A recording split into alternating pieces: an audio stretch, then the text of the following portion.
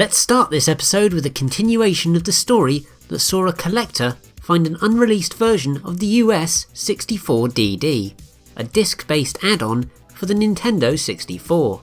This system was found a couple of months ago with some blue discs, but only last month was it possible to find out what was on them, thanks to a 64 DD enthusiast. Sadly, no hidden games were found, but development tools were, and they've now been put online for anyone to download for free. This could mean that you'll be able to develop games through this firmware for this version of the system for the very first time, which is quite cool. On a related note, evidence that another system similar to the 64 DD was in the works for America was also discovered. As detailed on a thread on the Assembler Games forum, pictures and long-forgotten patent documents were found of an expansion device that would have allowed players to connect to the internet and download titles from an online service. There's no proof that this system was ever anything more than this collection of images, of course, but it's still interesting stuff. Next, a couple of books. One is Good Nintentions, which has been released and can be purchased on Amazon. The second is a little book of ZX Spectrum games, which is a fairly small book looking at ZX Spectrum games. You could have probably figured that out from its title though. Anyway, it's not out just yet, but it is available to pre-order, with a copy costing you £10. And finally for this section, artificial intelligence research platform VizDoom released results of a competition to see which tech team could create the best Doom playing AI. The winners were groups from Facebook and Intel, but whether this bot could come out on top against John Romero himself, I'm not too sure. There was nothing retro related released for the Wii U this month, but not to worry, the 3DS's eShop more than made up for it. It received a trio of SNES titles for one, including Final Fight 2 and 3, as well as Super Castlevania 4. Please note that the latter can only work on the new 3DS for some reason though.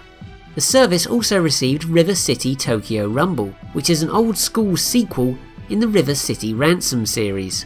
Nintendo's handout also got a retro-themed physical release in the form of Dragon Quest VII, Fragments of the Forgotten Past. Moving on to the PlayStation Network, the PS4 received another Arcade Archives title, this time Soldier Girl Amazon, as well as Metal Slug Anthology. The same service also received Pac-Man Championship Edition 2, as did the Xbox One and PC. Those formats will also receive Duke Nukem 3D 20th Anniversary World Tour later this year, which is basically a new and improved version of the game from 1996, but with some extra new exclusive levels designed by the original developers. Groovy. Finally, a trailer of an upcoming PC remake of the original Wonder Boy was released, to almost unanimous disappointment. To start this section, a Kickstarter for new keycaps for the Amiga was launched, and is from the same people who created new casing for the computer. Moving on to more interesting stuff, it's been confirmed that the crowdfunded ZX Vega Plus is being shipped to backers on October the 20th. You can still order one through the handheld Spectrum's Indie GoGo page though. That was far from all the retro console news for this month either, with images of the Japanese NES Mini being revealed. It is, unsurprisingly, called the Famicom Mini, but perhaps surprisingly is receiving a slightly different set of games to its Western counterpart. New additions include Final Fantasy III and River City Ransom. There was also the announcement that the upcoming Retro-Bit console will have 100 games installed on it, including Bionic Commando, Ghouls and Ghosts, and Mr. Bloopy. Finally, the Atari Flashback 7, also arriving this year, was announced, and includes 101 Atari 2600 games on it, including Frogger and Centipede. There's also a handheld version with an SD card port, allowing you to play Homebrew titles for the ancient system. To open this section, a physical release, namely Big Blue for the Vectrex. A copy will cost you £50. On the subject of physical releases, Defense for the Amstrad CPC, a title 3 years in the making, also got one. You can download it for free, but an actual copy, including the soundtrack on vinyl CD, is available for €20. For those of you who balk at handing over cold hard cash, don't worry though. There were a fair few homebrew games released last month that won't cost you a penny. They include Demons of Dex for the Commodore 64, Snakebird and Retroid on the Game Boy, and then 2 ZX Spectrum releases, Chunk Zone and Strange Kitchen. The latter is the best title that sees you fighting edibles since Kung Fu on the Lynx. High praise indeed. We now move on to the unreleased games, and one of the most interesting of these is that a Kickstarter was launched for a new PC engine shooter called Henshin Engine the Game. It's already made its funding target, but you can still be a backer and grab a copy for $39 if you're quick. Last month also saw 2 Homebrew titles available to pre-order. The first is a physical re-release of Defender of the Crown for the ZX Spectrum, which fixes some of the flaws of the old version and includes various paraphernalia. It's released in October and costs $23. Second is Xenocider for the Dreamcast, with copies starting at €45. This was despite the game failing to reach its funding goal through Kickstarter a couple of months back, so development may be slow, with the aim for it to be released within a year.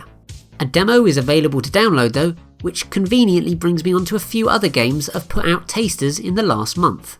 They include builds of Sally's Garden for the Commodore 64 and Heir Apparent for the ZX Spectrum, as well as demos of Bridge Strike and Blazing Guns, both for the Amiga.